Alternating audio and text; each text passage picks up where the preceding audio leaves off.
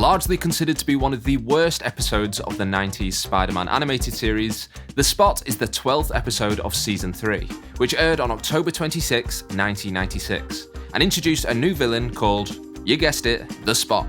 But now, as the character is set to make his big screen debut in Across the Spider-Verse, I want to take a look back at the character's first on-screen adaptation, outside of the comics, in one of this beloved Spider-Man cartoon's most hated episodes.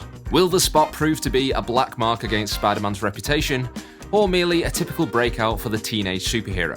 Hey heroes, I'm Josh from Panels to Pixels, and it's time to grab your zit cream as we take on The Spot.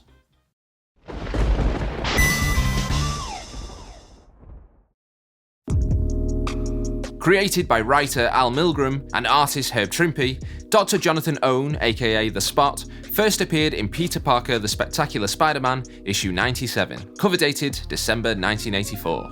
Given that the character was introduced in the comics only 10 years earlier, and was definitely not a major player in Spidey's Rose Gallery, The Spot might have seemed like a weird choice for inclusion in the 90s Spider-Man cartoon. But for a series that made Morbius one of the webhead's most reoffending foes, introduced the Hobgoblin before the Green Goblin, and turned Electro into the Red Skull's son, I suppose wild takes on Spidey's bad guys were to be expected. Premiering as Chapter 12 of Season 3's The Sins of the Fathers arc, The Spot was written by James Krieg, and is loosely based on the character's origin and first encounter with the Wallcrawler in Peter Parker The Spectacular Spider-Man, issues 98 and 99. This is one of only 5 episodes not written by the show's producer, John Semper Jr., and along with another episode from Season 3, Rocket Racer, is considered by most fans to be in contention for the worst episode of Spider-Man the Animated Series. Now, a quick side note here, Rocket Racer was one of the episodes that I had on video as a kid, on a compilation called The Ultimate Villain Showdown, and I wore that thing out.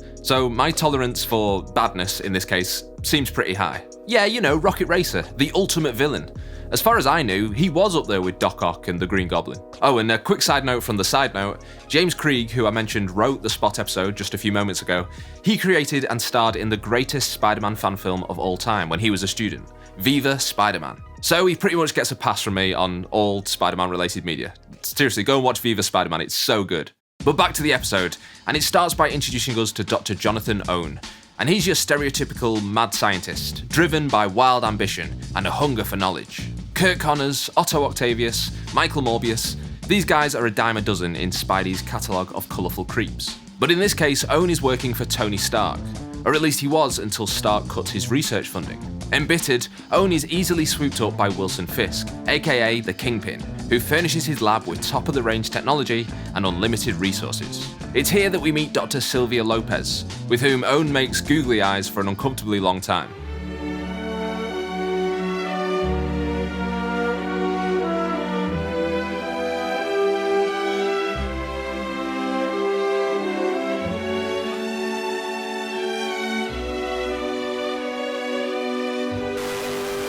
The two enter an inappropriate workplace relationship, and things seem to be looking up for the scientist, who continues to develop his cutting-edge portal technology. But in a not-so-shocking turn of events, the Kingpin reveals that he plans to harness Owen's portals to defeat Spider-Man. Back in the lab, Dr. Owen's hubris is in full swing. But you know, pride comes before a fall, and in this case that means falling headfirst into an interdimensional portal.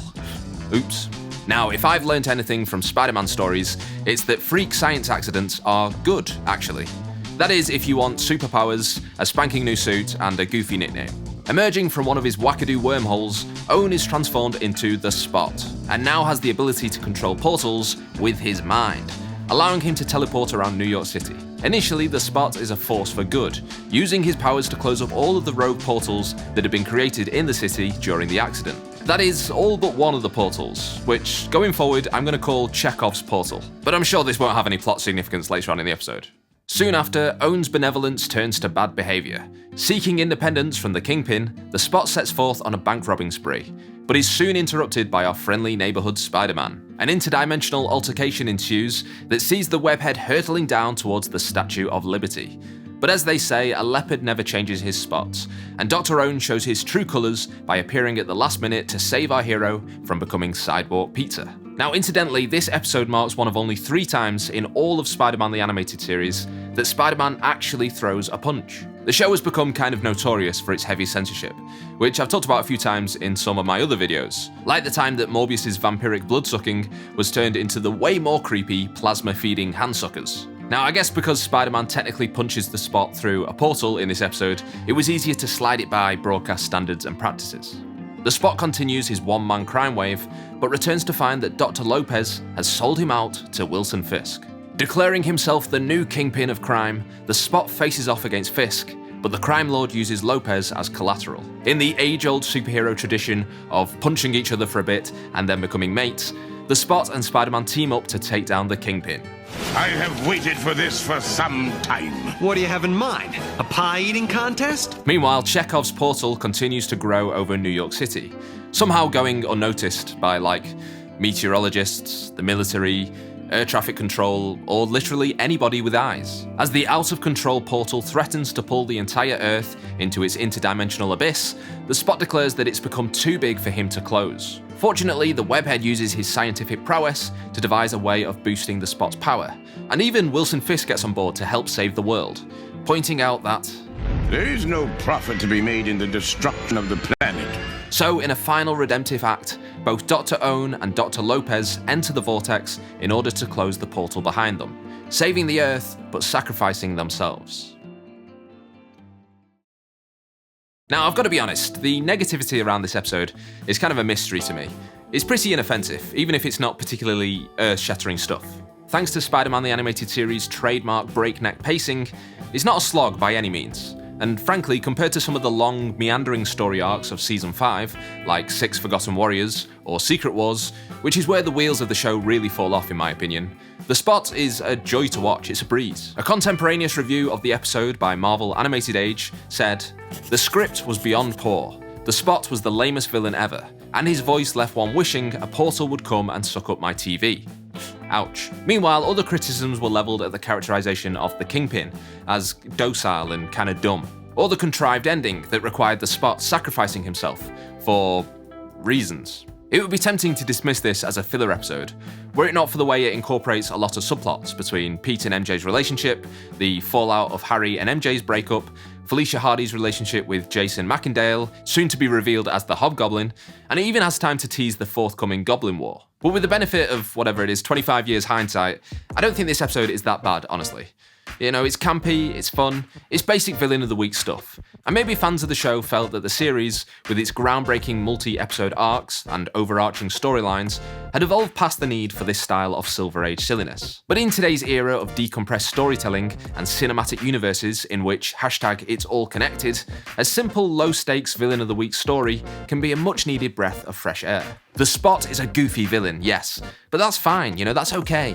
Not every bad guy needs to be Norman Osborn or Wilson Fisk, and I think the Spot's clownish nature is exactly what has inspired Lord and Miller to feature the character as the main antagonist of Across the Spider-Verse, allowing them to develop a much more creepy and unsettling version of the character. Funnily enough, the next time we'd get to see Dr. Own in the 90s Spider-Man cartoon would be during the concluding Spider Wars arc, aka the original Spider-Verse, in which an alternate reality version of the character completes his interdimensional portal technology, allowing for the creation of Spider Carnage, and a time dilation bomb that almost destroys the entire multiverse. So you see, the Spot and the Spider-Verse have been inextricably linked since the very beginning.